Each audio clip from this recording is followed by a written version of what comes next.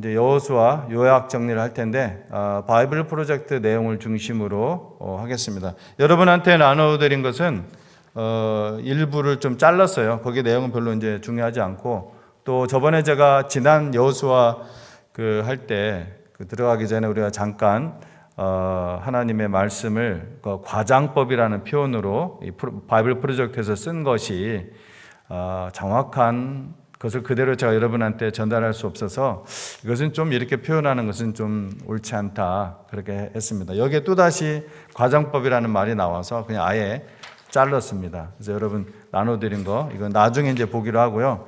일단은 어쨌든 그 프로젝트 내용을 중심으로 제가 그냥 정리를 해보았습니다. 자, 이렇습니다. 여호수아 1장에서 5장, 여러분이 이제 이렇게 그냥 슬슬 넘겨가면서 이렇게 보시면은 여러분이 더 좀 좋을 수도 있어요. 자, 이렇게 여호수아 1장에서 5장은 모세의 죽음 후에 여호수아가 새로운 지도자로 세워지는 그러한 내용이에요. 모세의 죽음 후에 여호수아가 새로운 지도자로, 또 이 여호수아서를 기록한 여호수아와 또 그 여호수아가 죽은 뒤로는 여호수아가 기록할 수 없었겠죠. 또 이름이 없는 어떤 무명에 의해서 이제 기록이 되는데, 하나님의 감동을 입은 어떤 사람이 의도적으로 지금 이 여호수아를 모세의 후계자, 모세처럼 그렇게 대비하고 있는 것을 볼 수가 있어요. 여호수아 읽어보면, 자, 여호수아는 그래서 모세와 같이 율법에 순종할 것을 명령을 합니다. 먼저 하나님 앞에서. 그 다음에 1장에서 5장의 내용이 이런 내용이라는 거예요, 순서적으로. 그 다음에 이제 어떤 내용이 나냐면 가나안 정탐을 해요. 가나안 정탐. 그 다음에 요단강 도하를 하고, 출애굽기의 홍해 사건과 유사합니다. 그 다음에 새로운 세대의 할례와 유월절을 기념을 합니다. 바로 왜냐면은 40년 광야 때 태어난 사람들은 이때까지 아직 할례를 안 받았다고 성경에는 나와 있어요. 그래서 그 말씀을 나중에 우리가 각 장별로 나갈 때 보기로 하고요. 그래서 할례를 베풀고 그 다음에 유월절 기념을 합니다. 그러니까 이때가 1월 달이었다는 거죠. 그래서 우리가 대충 어느 때인지 우리가 알 수가 있다는 거예요. 유월절은 종교력으로 몇 월? 1월. 그래서 6월절 기념을 했다는 거고요. 그 다음에 이 5장에 보면은 좀 신비한 독특한 장면이 나옵니다. 5장에 보면은 여호와의 군대 장관과 만나요. 큰 칼을 딱 차고 여호수아 앞에 딱 버티고 있는 거예요. 그래서 여호와의 군대 장관과 만나는데, 이때 이제 여호수아가 너 우리 편이야 아니면 쟤네 편이야 이렇게 이제 물어봐요. 그러니까 니네 편도 아니고 저 원수 편도 아니다. 그 말은 뭐냐면 이 싸움이 이 이스라엘과 가나안의 이 싸움이 아니라 하나님의 전쟁이라는 것을 강조하는 거예요. 니네 편도 아니다. 또 너희의 원수 편도 아니다. 나는 하나님 편이다. 즉 이 전쟁은 누구의 전쟁? 하나님의 전쟁이라는 것을 강조하기 위해서 여호와의 군대 대장, 여호와의 천사를 하나님께서 보냅니다. 이게 이제 여호수아 5장에 나와요. 그 다음에 두 번째 6장에서 12장 내용은 가나안 족속과의 전투 내용입니다. 가나안 족속과의 전투 내용. 여러분 그림에는 이런 내용이 지금 없어요. 그거는 이제 나중에 여러분 그림으로 제가 보라고 그냥 하는 거예요. 자, 가나안 족속과의 전투는 6장에서 12장. 자, 여리고 전투. 이 여리고 전투는 이제 이스라엘의 순종과 하나님의 신실하심이 나타납니다. 여리고 전투에서 이스라엘 백성들이 사실 칼 들고 막 싸우는 게 아니에요. 굉장히 소극적이죠. 그냥 하나님께서 말씀하신 대로 6일 동안 그 여리고성을 한 바퀴씩 돌고, 일곱째 날 마지막 날에는 어떻게 해요? 7바퀴를 돌잖아요. 그리고 마지막에 나팔을 제사장들이 꿍 하고 부르니까 그냥 여리고성에 와르르 하고 무너지는. 그러니까 뭐예요? 이거는 이스라엘이 순종하니까 하나님께서 말씀하신 대로 그냥 성이 무너졌다는 거예요. 참 그 가데스 바네아에서 그들이 참 하나님 앞에 불순종했던 것들을 생각해 보면은 아주 드라마틱한 사건이죠. 그 다음에 일어난 사건이 큰 전투가 또 하나, 이제 이게 성은 작은 성인데 여러분이 잘 아는 그 아이성 전투가 이때 있어요. 아이성. 이 아간의 죄 때문에 하나님께 속한 것을 훔친단 말이에요. 이게 전쟁 노획물 모든 것들을 하나님께 드려야 되는데 그걸 자기가 살짝 숨겨요. 욕심이 생긴 거죠. 야, 하나님이 눈에 안 보이니까 그거 자기가 이렇게 훔치면은, 사람들 몰래 훔치면은 모를 줄 알고, 이게 얼마나 하나님을 모독하는 그런 행위입니까? 그래서 이 아간의 그 죄와 이스라엘의 이제 실패,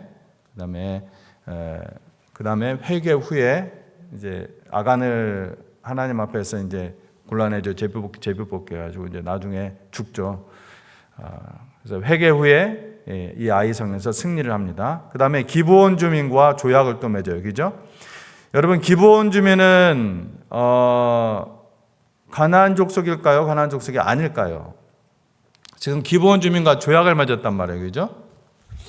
기브온 주민은 기브온 주민이에요. 기브온족이 아니라 기브온 주민은 히위족입니다.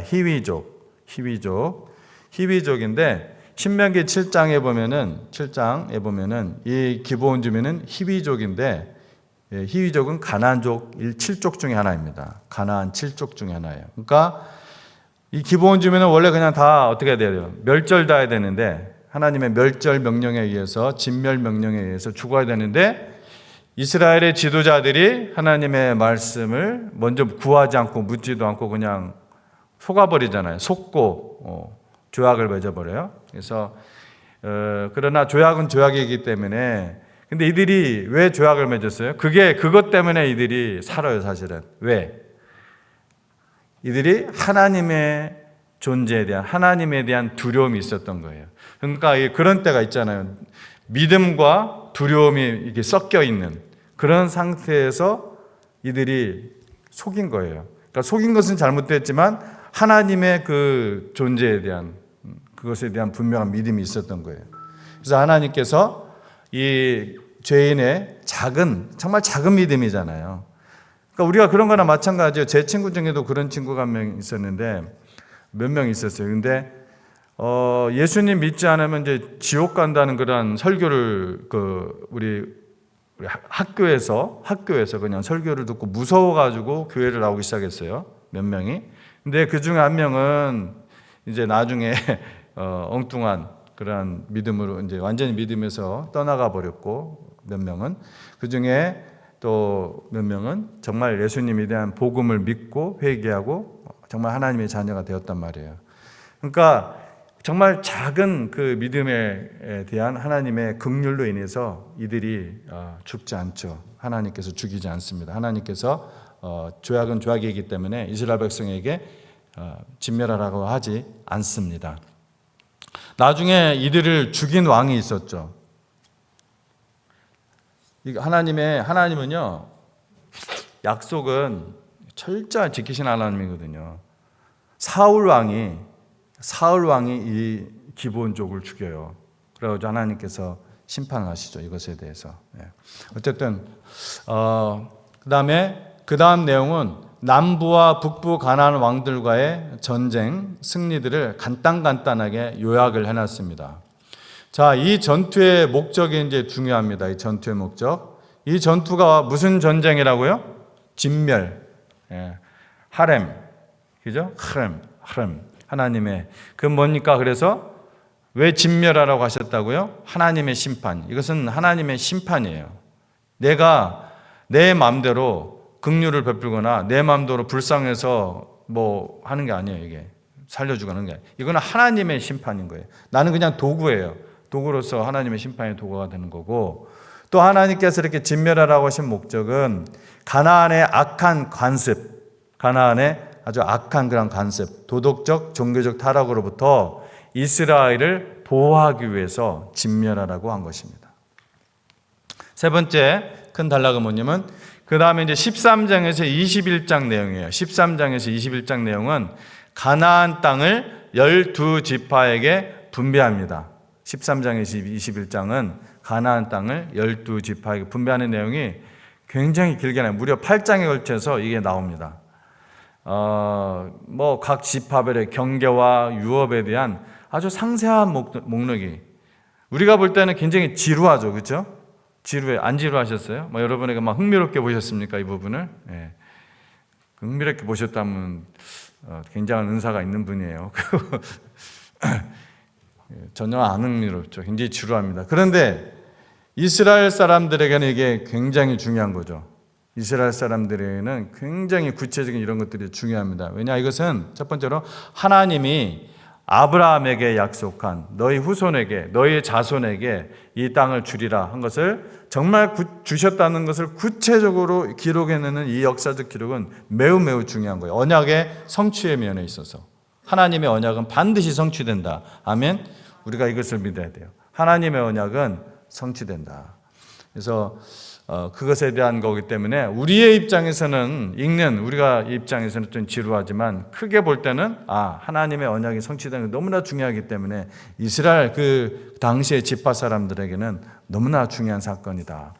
네 번째는 22장에서 24장입니다. 22장에서 24장은 여호수아의 그 두 번의 설교가 나옵니다. 여호수아의 두 번의 설교가 22장에 24장이에요. 그래서 여기는 이제 하나님의 자비를 설교하고 있고 하나님의 인도하심을 상기시키고 있고 다시 한번 우상 숭배에 대한 경계를 여호수아가 설교를 합니다. 그리고 신명기의 결론과 마찬가지로 순종하면은 하나님의 복을 받을 것이고 불순종하면은 하나님이 심판할 것이다.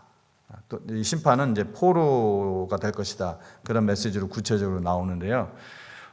하나님의 말씀은 복잡하지 않습니다. 아주 심플합니다. 내가 하나님의 말씀을 이해하지 못해서 불순종했다. 이해하지 못해서 불순종할 정도로는 우리가 하나님께서 복잡하게 말씀하시지 않습니다. 하나님께서 우리에게 어떤 것을 요구하실 때 백성들에게 신실한 언약 관계를 선택할 것을 촉구하면서 이 여호수아가 몇 장에서 마무리해요? 24장에서 이제 마무리합니다. 민수기가 몇 장에서 마무리됐죠? 36장에서 마무리가 됐습니다.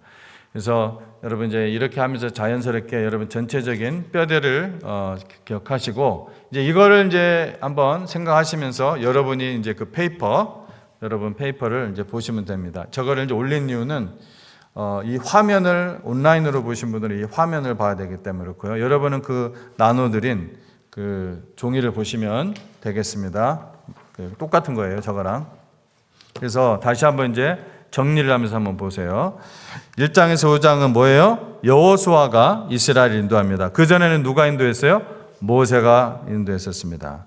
여호수아는 새로운 모세로 지금 그려지고 있고 1장에는 율법의 명령에 순종하라는 내용이고 2장에서는 그래서 정탐꾼을 보내는데 여러분 민수기 몇 장에서 정탐꾼이 불순종하는 그러한 몇 장에서 장면이 나오죠? 장면이 제일 뒤에 그것도 있어요. 네, 죄송합니다. 그 제일 뒤에 그 페이퍼 있어요. 네. 몇 장에서 정탐꾼을 보냈다고 했죠? 그 중요한 사건이라고 제가 몇 번 반복해서 했는데 기억나십니까? 13장, 민수기 13장에 가데스바네아 사건하고 이제 기억하라고 했잖아요. 13은 우리 서양인들이 이상하게 안 좋아하는 숫자잖아요. 그죠? 그래서 그렇게 기억하십시오. 왜 안 좋아하는지 저는 모르겠지만 어쨌든 13장에 가데스바네아 사건이 거기에 나와요. 근데 이들이 그러한 경험을 했기 때문에 이 세대는 정탐꾼 보내서 너무나 잘하죠. 너무나 잘해요. 정말 하나님 말씀에 잘 순종하고 여기서 라합을 만나죠. 라합의 도움까지 받습니다. 그래서 라합은 나중에 구원을 받죠. 그래서 3장에서 4장 내용은 이스라엘 백성이 마치 홍해를 건너듯 요단강을 건너는 그러한 장면이 나오고요. 약속의 땅으로 들어가는 거죠. 그래서 아까 5장 내용 여호와의 천사를 하나님께서 보내는데 너는 우리 편이야 우리 원수 편이야 이렇게 하는데 어느 편도 아니다. 하나님 편이다. 이 싸움은 누구의 싸움이라는 걸 얘기한다는 거예요? 하나님의 싸움이라는 거예요. 이스라엘 편도 아니 이스라엘 너희 한 민족 이게 아니라는 거예요. 지금 하나님께서 자꾸 이제 이 세대주의적 종말론은 자꾸 이스라엘을 이스라엘은 국가를 자꾸 이렇게 보호하고 그런 것처럼 생각을 해서 아닙니다. 예. 여기서도 그랬잖아요. 니네 편 아니야. 하나님의 계획 가운데서 이루어진 참 이스라엘을 하나님께서 보호하시는 거죠. 우리도 뭐에 속해요? 참 이스라엘에 속한 것입니다. 우리도 누구의 후손이에요? 아브라함의 후손인 것입니다. 영적으로. 자, 6장에서 12장은 가나안 족속과 이제 전투고 6장에 여리고 전투가 나옵니다. 여기서는 여리고성은 하나님의 신실하심이 드러나고 7장에서 8장은 하나님의 앞에서 이스라엘이 불순종하는 건데 이 불순종하는 내용이 오히려 2장에 걸쳐서 나옵니다. 순종해서 승리한 건 1장밖에 안 나오고 불순종해서 하나님 앞에서 어떻게 이 믿음의 공동체가 정결케 되는지 어떻게 정결케 됩니까? 결국은 그 죄를 저지른 그 자를 찾아내서 그를 죽여요. 깨끗하게 합니다. 그래서 비로소 이스라엘이 회개하고 이제 승리를 거두는 거예요. 핵심은 뭐냐? 약속의 땅을 상속받으려면 순종해야 된다는 것입니다. 이게 8장까지 내용이고 9장은 기브온 족속 이야기가 나와요. 그리고 10장에서 11장은 이 기브온 족속과 다른 가나안 왕들은 이스라엘과 싸우기 위해서 연합을 하죠. 그래서 이스라엘과 싸우고 이들은 이제 다 죽죠. 그래서 12장에는 자잘자잘하게 아주 이렇게 막 기록을 하고 있는데 이스라엘의 승리한 그런 내용들입니다. 13장에서 22장 여호수아가 이제 땅을 분배하는 내용이에요. 이때는 이제 여호수아가 나이가 이제 좀 많이 들어 있는 상태예요. 그래서 우리가 아까도 말씀드렸지만 우리가 보기에는 지루하지만 이스라엘 백성에게는 매우 중요하다. 매우 중요하다. 왜? 이게 아브라함에게 주신 약속의 성취이기 때문에 언약적 성취이기 때문에 매우 중요하다. 이게 창세기 12장 6절에서 7절을 참조를 하시면 되고요. 자, 그 다음 마지막 23장에서 24장은 제가 아까 22장으로 아까 저기는 기록한 것 같은데 잘못 썼네요. 23장에서 24장은 여호수아의 마지막 설교입니다. 그래서 언약의 율법에 신실하게 따르면 약속의 땅에서 생명과 복이 될 것이다. 불순종하면 하나님의 심판과 추방을 당할 것이다. 그래서 우리에게 이런 질문을 던지는 거죠. 이스라엘은 무엇을 할 것인가? 이스라엘에게 던진 이 질문이 바로 우리에게 던지는 질문이라는 거예요. 나는 참 이스라엘인 나는 무엇을 할 것인가? 라고 질문을 던지는 것이 바로 여호수아에 던져주는 메시지인 것입니다. 자, 그래서 여기에 하나님의 하렘에 대해서 한번 정리하고 말씀을 마무리하도록 하겠습니다. 저번에도 제가 하렘에 대해서 진멸 전쟁에 대해서 왜 이것이 우리가 복음을 증거하는 전도할 때 항상 여러분 미디어를 보든 직접 사람을 만나든 이걸 꼭 그 하나님의 진멸 전쟁에 대해서 가나안 전쟁에 대해서 굉장히 하나님에 대해서 오해하고 있는 사람들이 많다는 걸 알게 돼요. 전도를 하다 보면. 그래서 어떻게 그런 하나님을 내가 믿을 수가 있냐. 어떻게 어린아이까지 다 죽이고 산모까지 죽이고 다 죽이라는 그 하나님이 어떻게 사랑의 하나님이냐. 성경 자체가 모순이 있다. 이렇게 분명히 얘기하고 그것이 믿지 않는 사람만 그러면은 또 모르겠지만 제가 이제 경험한 바로는 믿는 사람들 가운데서도 그것에 대해서 고민하고 아직 해결을 얻지 못하고 그런 분들이 있어요. 이것을 누구한테 질문하기도 뭐하고 왜? 자신은 예수님 믿는 사람인데 이런 것을 목사님에게 질문할 기회도 별로 없고 또 성도들은 누구한테 질문할 사람도 특별히 없고 또 그래서 질문하면은 내가 마치 좀 믿음이 없는 사람처럼 그렇게 좀 보일 것 같고 그러니까 그냥 끙끙끙 앓다가 그냥 이렇게 지나가 버리는 그런 경우가 많이 있단 말이에요. 근데 여러분 이 부분을 잘 알으시라고 지난 우리 여호수아 개요 시간에 신명기 말씀과 함께 이미 말씀을 드렸고 오늘은 좀 결론적인 우리에게 어떻게 적용시켜야 되는가 오늘날 우리에게 그러면 나에게 어떻게 적용시켜야 되는가 이 부분에 있어서 말씀을 정리하고 마치도록 하겠습니다. 이 하나님의 진멸, 이 하렘에 대해서 첫 번째 폭력의 정당화가 아닌 폭력의 정당화가 아닌 하나님의 거룩을 기억해야 된다는 거예요. 첫 번째, 폭력의 정당화가 아닌 무엇을 기억해야 된다? 하나님의 거룩하심을, 지극히 거룩하심을 기억해야 된다는 거예요. 하나님의 거룩하심은 우리가 도저히 범접할 수도 없고 상상조차 할 수 없는 곳에 있습니다.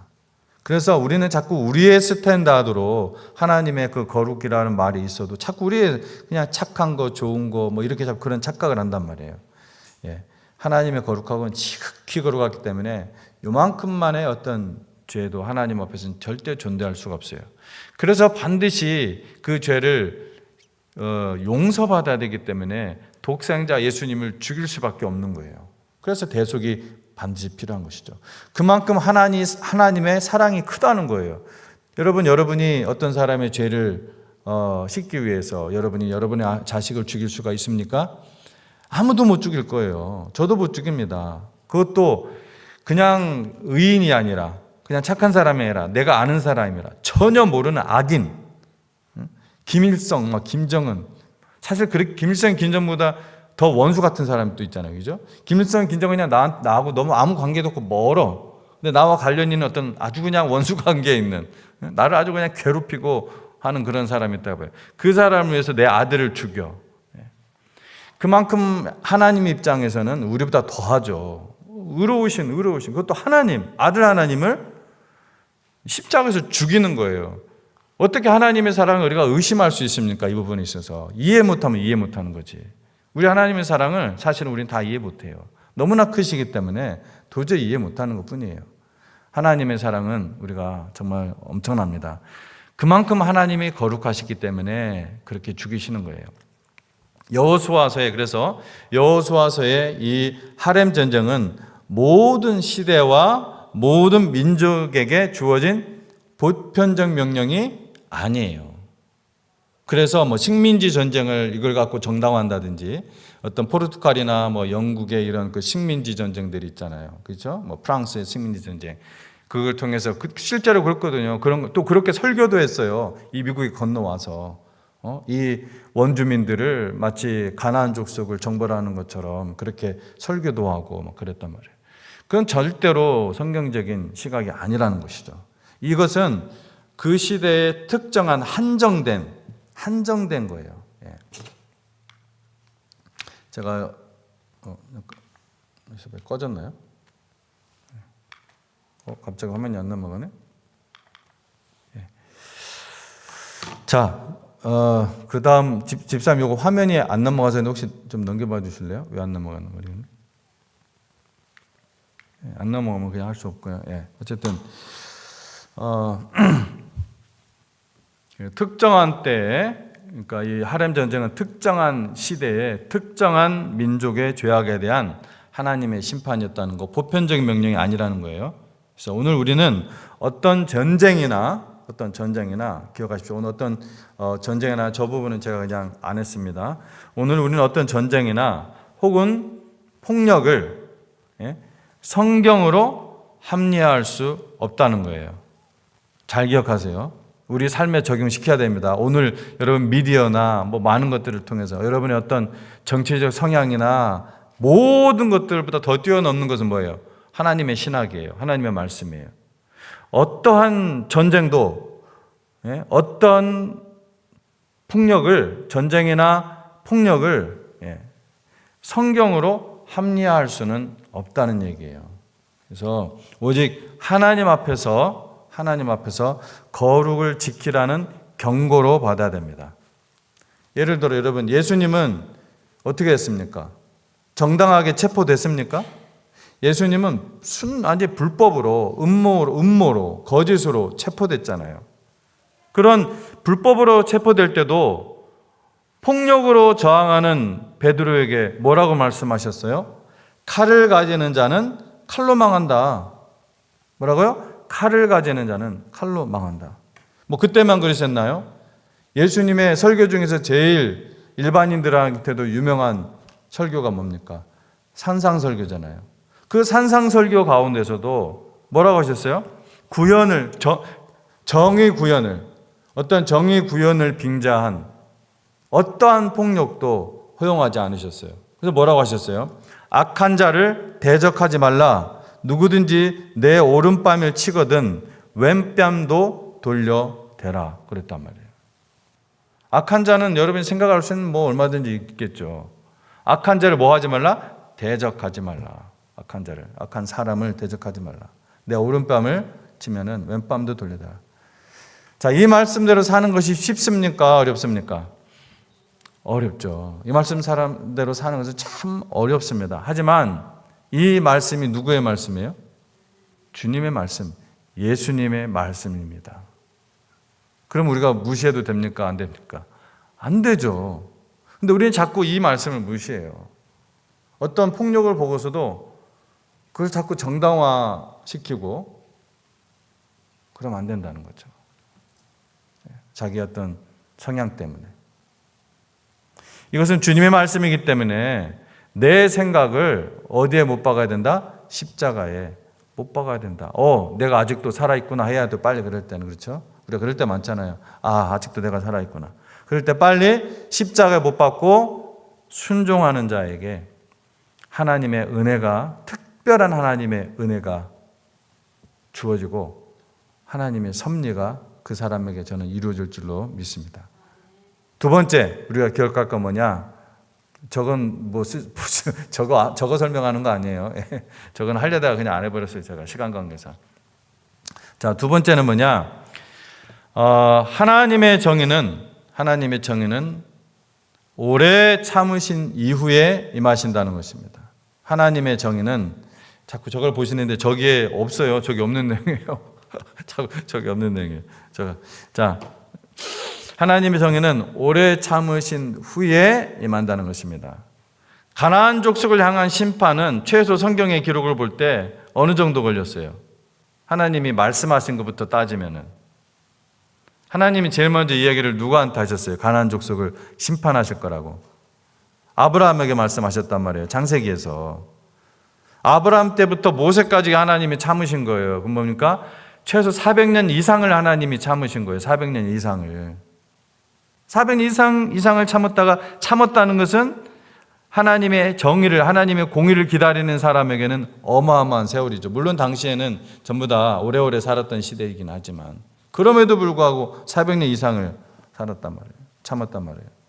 그래서 아브라함 이후 모세까지 400년인데 이것은 이 하나님의 심판이, 하나님의 이 분노가 어떤 충동적인 분노가 아니라 그냥 아니라 인내, 그리고 기다림. 어떤 기다림이에요? 그래도 돌아서기를 기다림 후에 나타나는 공의임을 보여주는 거예요. 우리가 여기서 많이 배워야겠죠, 그죠? 기다리고 기다리시는. 오늘 우리는 그 인내의 기간 속에 살고 있다는 것입니다. 주님의 바로 오늘 재림하시면 정말 구원받지 못하고 죽을 사람들이 우리 가족 가운데도 있고 얼마나 많이 있습니까? 오늘 우리가 지금 하나님의 인내의 기간 속에 살고 있어요. 주님이 오늘 재림하시면 여러분 가족 중에 하나님 나라에서 볼 사람들이 누구누구인지 카운트를 해보십시오. 하나님 나라에서 발견되지 못하면 그 사람은 반드시 어디 있습니까? 어디 있어요? 지옥입니다. 이 말을 듣고도 담담하다면 여러분은 이미 믿음이 없던가 여러분의 양심에 화인 맞은 거 아니겠습니까? 너무 무덤덤해진다면. 그러나 그 기회의 시간이 끝나는 시점이 다가옵니다. 하나님의 카이로스, 즉 하나님의 이 정한 시간, 이 정한 시간이 있다는 거, 무한대가 아니에요. 하나님은 카이로스로 역사하시잖아요. 하나님의 정한 시간, 때가 참해 하나님의 정한 시간이 있다는 것을 우리가 기억하고 전도해야 돼요.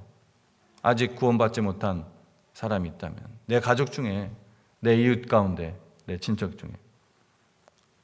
저는 예수님 믿고 나서 제일 먼저 한 게 제가 아주 어려워했던 저희 어머니, 정말 아주 미워했던 아버지.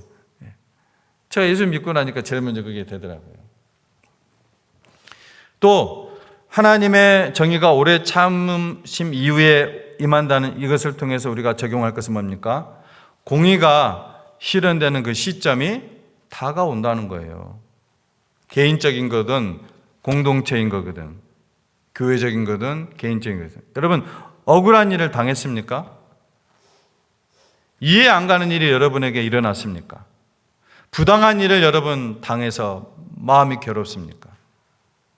하나님의 긍휼과 참으심으로 인해서 지금 오랜 시간이 지금 걸리는 것뿐이지, 이 오랜 시간이 걸리더라도 반드시 그 억울함과 부당함을 풀어주실 그날이 온다는 거예요.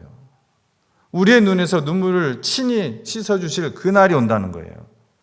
하나님이 하십니다. 하나님이. 마지막 세 번째입니다. 구원의 길은 모든 사람들에게 열려 있다는 것입니다. 자, 라합, 기브온 둘 다 어느 민족이에요? 가나안 족속이에요. 가나안 족속. 이 라합과 기브온 사람들 다 가나안 사람이에요. 근데 믿음으로 그들이 반응을 했죠. 한쪽은 두려움이 있고 또 한쪽은 믿음. 그렇게 반응한 자들은 반드시 이들은 심판받아야 될 사람들에 속해 있었던 자들이란 말이에요. 그럼에도 불구하고 구원을 얻었잖아요. 구원을 얻었어요. 더군다나 적극적으로 하나님의 그 역사에 동참한 라합은 어디에 나와요? 마태복음은 예수님의 족보에까지 나와요. 영광 아닙니까? 이것이 놀라운 하나님의 섭리예요. 이 놀라운 하나님의 은혜와 섭리를 우리가 어떻게 이해할 수가 있습니까? 마음을 돌이켜 여호와 하나님이 참 하나이심을 믿고 그들의 삶을, 그 믿음의 증거로 그들의 삶을 하나님께 맡겼어요. 그죠? 그렇게 맡겼을 때 이런 놀라운 은혜가 일어난 거예요. 오늘 우리에게도 예수 그리스도를 통한 구원의 문은 여전히 활짝 열려 있습니다. 우리는 하나님의 그 거룩과 그 심판을 두려움으로 받아들이되 동시에 예수 그리스도의 그 십자가에 드러난 하나님의 그 은혜를 붙잡아야 될 줄로 믿습니다. 우리 함께 기도하시겠습니다.